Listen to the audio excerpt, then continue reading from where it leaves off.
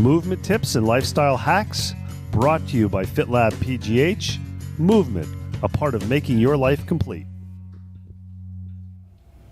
FitLabPGH is back with another movement tip and lifestyle hack. We're here today to talk a little bit about breathing. Reasons we want to talk about that is being able to activate your core is important when you're lifting heavy things. We're getting towards the time of year when you're probably going to want to get outside, do a little yard work, maybe prepare your garden or your flower beds, and that's also a time of year when we find a lot of people kind of tweak their low back or end up with some nagging injuries.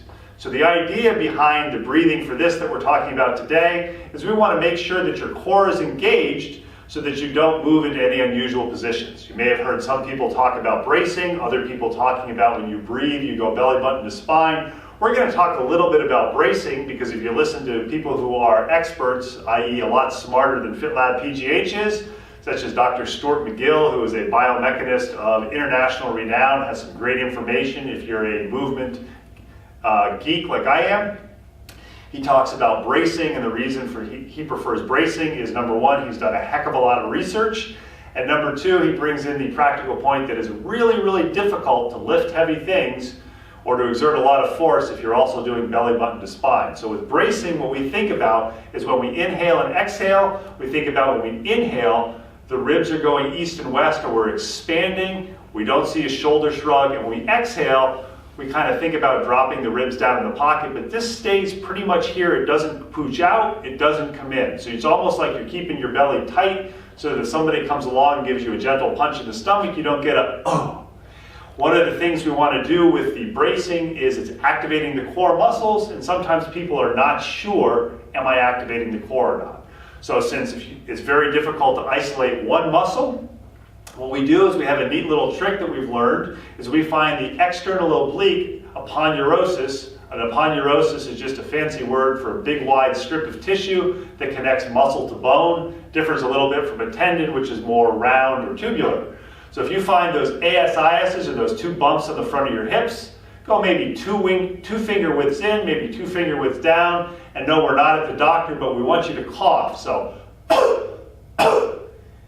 and you kind of feel something pop out. Depending on how muscular you are, it may be only feel like the width of 2 fingers, it may feel like 2 or 3 fingers.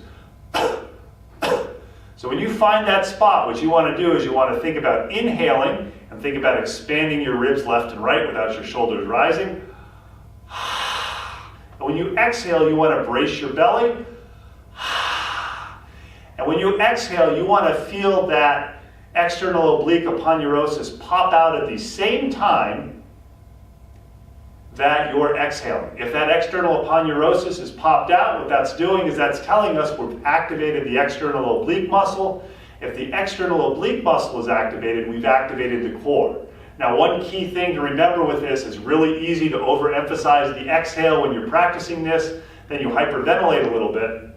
So make sure that your inhales and your exhales are the equal amount. You'll probably find the first few times you do this, when you exhale, you don't feel that external oblique aponeurosis. Here's a tip.